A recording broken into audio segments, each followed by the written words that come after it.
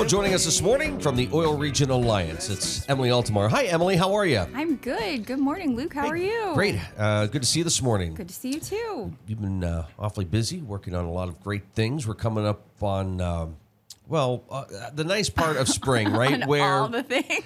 People are getting out and... Yes, absolutely. Wanting to get out. Yes. I was out on Sunday, Drakewell. Like, everybody was at Jersey Bridge and out on the trails and around the park. Really? It was very nice. Yeah, because we had that beautiful weather Sunday and Monday. We're supposed to have it again today, so... Tomorrow's going to be... Even better. Even better, yeah. Which is good. Yeah, we're finally getting there. Like, after a lot of winter and a lot of false starts on spring. Well, I was going to say something, but I've been saying it all week, so I'm not going to say it. It's just, people are excited to get out. Yes. There's lots of upcoming things for them to do. But go ahead. Well, no, I was just going to say. Off your chest. Yeah, I was just going to say. It's like, I was watching, the Masters, and you just watch and you go, boy, I just want to get out and golf. I know golf courses are excited to open up, and people are waiting for the weather to change. But people are excited to get on their, get their kayaks out on the water, get their bikes out and hit the trail. There was a very intrepid kayaker, canoer yesterday on the Allegheny, and I was like, oof. Wow. I mean, if you love it, but it was like spitting snow at that time. Oh, geez, so, yeah. You got to be careful, follow all those good guidelines to make sure you're safe. But yeah, get out there and have fun. Here's a dumb question. For those coming to our region to take part in things like that, is there a place to go to know, okay, is the water too high? Is it too fast? Is it just their experience? We've been talking about that, and because you've got like JB at Oars in Franklin, we've talked about the need for those resources to be where do I go to get that answer if I don't happen to ask the right person, or the front desk person at my hotel or the person I'm renting my Airbnb from doesn't know that information, and where can I go? So we've had some conversations with some folks about how can we make that information real time and more accessible for people, whether they're here or just thinking about coming here. The idea of I'm going to drive 3 hours. I want to make sure I can float it, or do I need to go in a different direction, or do I need to change weekends? So that's something that we're aware of, that we need better information to be able to get that out better. There's some options. So hopefully we'll have a good solution to that sooner than later. Yeah, but you also bring up some just great information there on the importance of getting, that list of what's happening out to those places. Right. Because then there's also going to be times on September, is it 11th and 12th, when we'll be hosting the, 12th and 13th, when we're hosting the Kayak Adventure Series finale, which is a kayak fishing tournament. That's maybe not the day that you want to take the kids out for their first tubing time on the Allegheny, because hopefully we'll have a lot of anglers out that weekend on the water. But yeah, so there's... Is that a new event? That is a new event. It's a national event. So this will be... It may be a one and done or a one and not for a while, but we're really excited about having that. We're going to be hosting the finale based out of Franklin, doing some events and activities, workshops and ceremonies at the Barrow Civic Theater, kind of having a festival atmosphere for family and friends that day, that Saturday, bringing in a lot of big vendor names and sponsor names in fishing and outdoor sports. So we're really excited about that. But so there's things like that that's not the best day. The same thing with, you've got the Stack Trail races on May 17th. So that's probably not a great day to try and teach a kid to ride a bike, or, get your whole group of 15 friends to want to ride the trail or run on Girard Trail, because it'll be a busy, at least morning.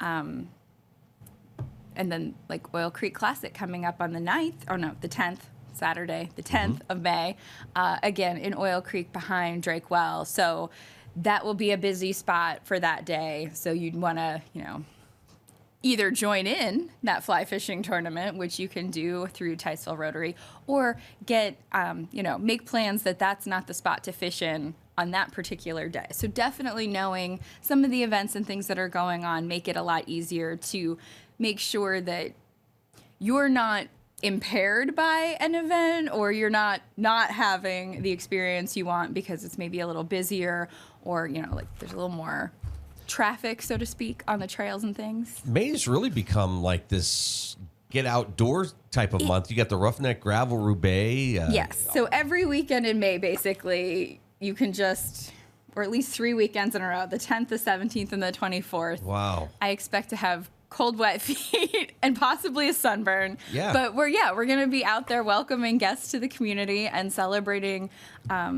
these fun activities that we're really excited that we're able to host in the region. Great excuse to bring people here. Have fun with us. Are you finding businesses are starting to really get on board with trying to learn what's going on to either adjust their hours or to participate somehow or just be there to welcome people?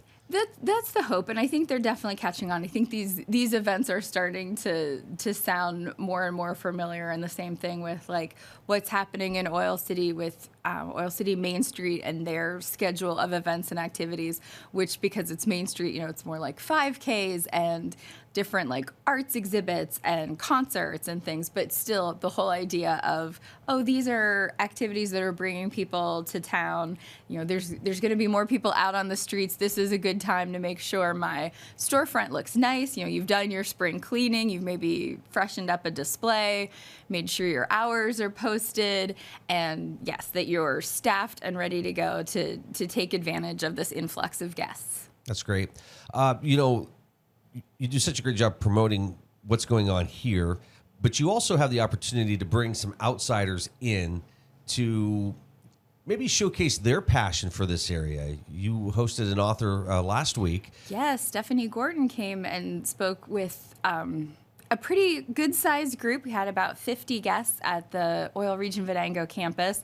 It was great to have her. She was super down to earth and just really nice and obviously very informed about Ida Tarbell and had great stories to tell about what she found in researching the book Citizen Reporters.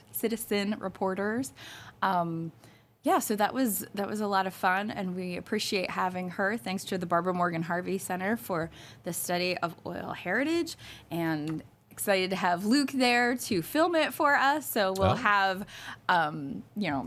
that lecture will live on in perpetuity in that collection, which is very cool. We were Did able I tell you the files were corrupt? Yeah, no, you did not. Okay. I like that you would wait and do that on air too. Yeah. Oh, we'll have to rework some things. I shouldn't joke about that stuff because there are times. Because you haven't actually looked at the files and you don't know yet. I have. But things go wrong. They can, yes. We'll knock on wood quietly right now. But that was great. And then we were able to do a book signing with her afterwards, and we still have some of her copies of her signed books still available at the office. Nice. Or possibly from the Tarbell House. That's great. Yeah, absolutely. To bring in people from outside. And I think that also helps, how we talk about as locals and natives to this area. It's just like, well, what's the big deal? But then you tell them, well, here's someone who flew here from Rhode Island, who spent, years researching this book about someone who was from here and living here when some of this stuff was happening. And really formative stuff that went on that then changed the course of history. These are interesting things, and they're things that you don't need to just be interested in because it's where you live. People from outside of the area are interested in it still to this day, but it really changed the course of history. What are your thoughts? And I don't mean to put you on the spot here. And I'm being very serious about this. There seems to be almost a split on how to market the region. And this has to be a challenge for you, right? Embracing the history, but there are people that say that's the past. We need to work on the present. Right. Should there be a split, or should it be a combination? You can kind of tie the things together with, we have this oil history. It put us on the map. And while it was putting us on the map and all these, great stories of innovation and the things that were taking place that did change the world, they were also really hard on the ecology of the region. But now, over the course of time, that has really shifted so that we're as good, if not better, than we were before. And suddenly, because of the same things that brought us oil, we have these great landscapes for things like the Allegheny Nar downhill mountain bike racing, which there's an event coming up in Oil City, May or June, and then another one in President, like over in the eastern side of Venango County, coming up over the 4th of July weekend. But the same kind of geological things that gave us oil, thank you for that graphic, the things that gave us oil or the same types of processes, like we were really lucky that we have the oil that we have and had.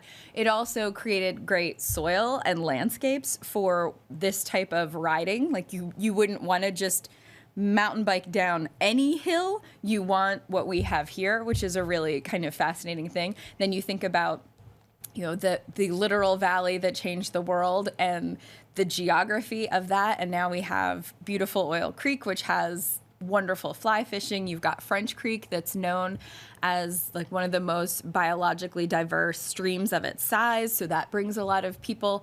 And then just, Oil Creek State Park and places like 2 Mile, the scenery, the hillsides, the vistas here. It's a really beautiful place, and it's a place you want to spend your time in the outdoors and do outdoor recreation. So we kind of try and like smush those two ideas together. And the fact that if the history is what you're after, we still have a lot of those artifacts, both in like downtown architecture, but also out on the trails and out in the parks. So we have those two things existing. It's not just all we had this. You can still see it. You can experience it when you walk through the downtowns and look at all the artistic and architectural details. So we have both. So I kind of try and like smush those together for people.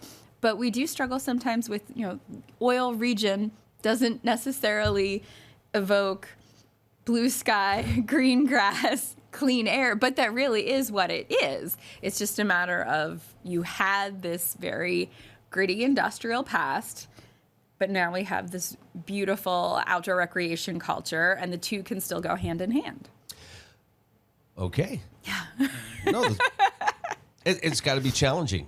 Sometimes, and sometimes it's nice because it's sort of cool. The people who participate in the outdoor sports, for example, are very respectful of the environment and want to make sure that, they're not damaging the trails and things. They want to preserve those things. And same thing with people like sportsmen and women who are here to hunt and fish.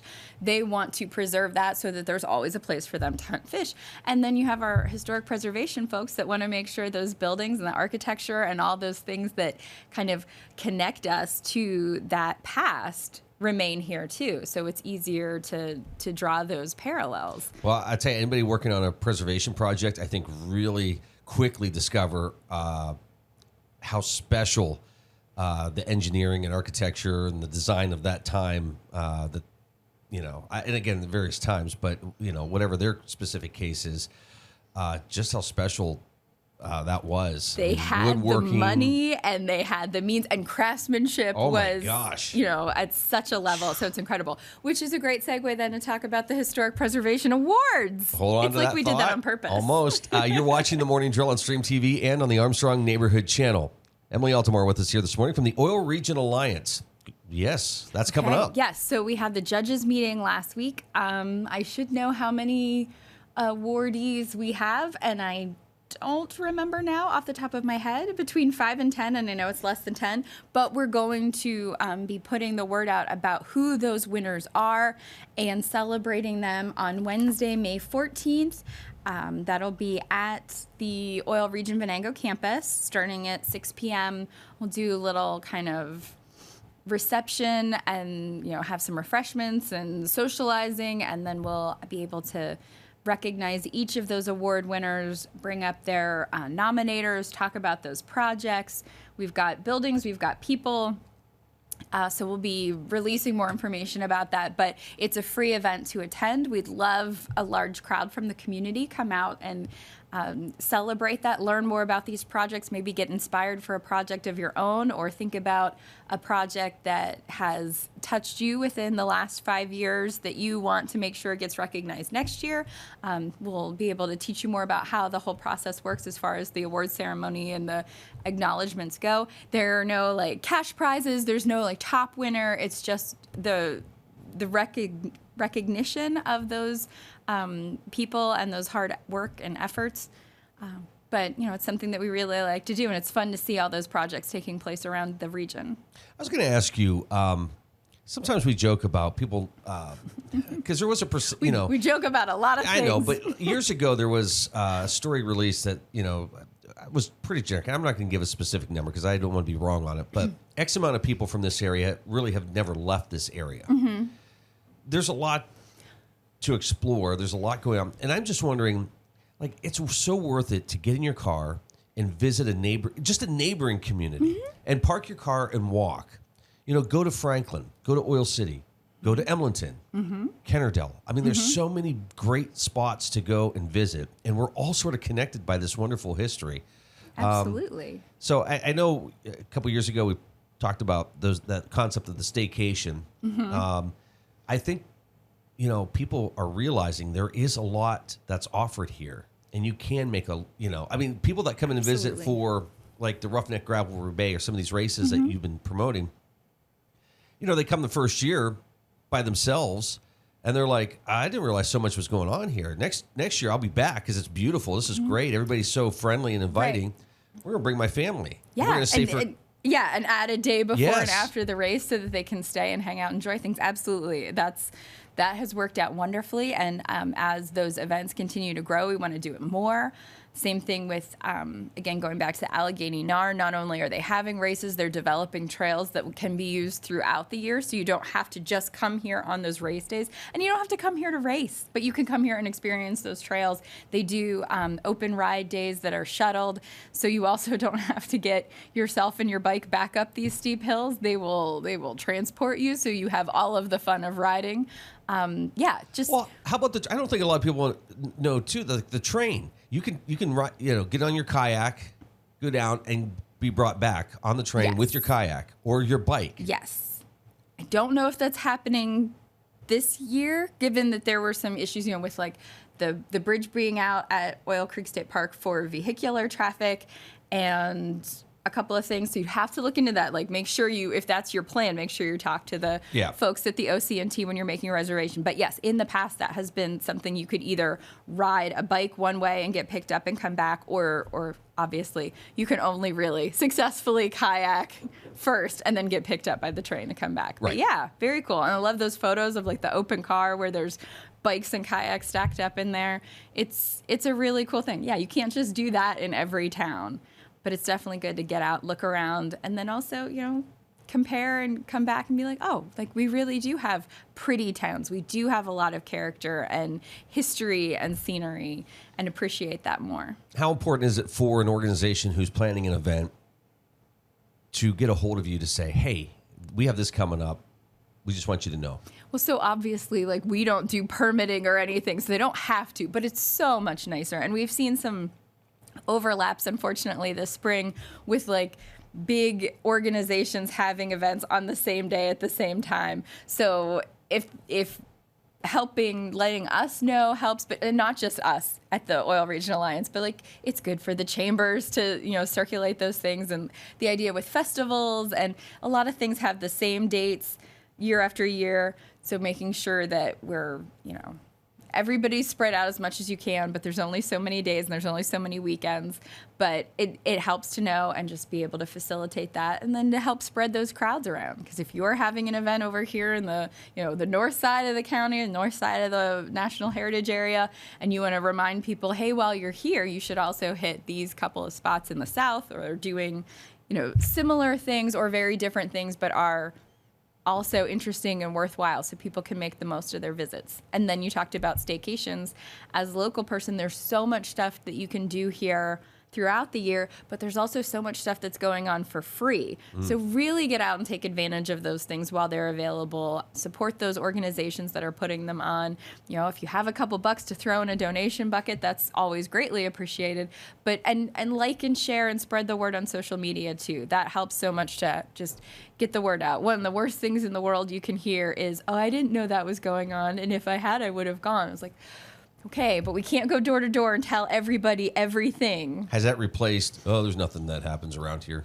I think maybe, which is sort of an improvement, right? We went from there's nothing to do to, oh, there's clearly stuff to do, but I just didn't know about it in time to go. Yeah.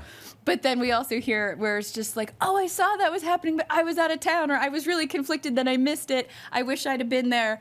And then it's, well, mark your calendar for next year and like plan around these local things that are going on so you're not missing them in the future. And I think a lot of organizations who hold events that happen every year have done a good job at saying, this is when we're going to do it, you know, that second weekend of every month or of every year or the last Friday or whatever it is. So, yeah, look forward. And speaking of which, an event coming up a week from Friday, Oil City Uncorked, which is... Yes, we've got the Wine Walk in Oil City on Friday. Tickets are on sale now. And let's see, what's today's date? The 17th. You can still get the advanced pricing. Cheaper tickets today until tomorrow.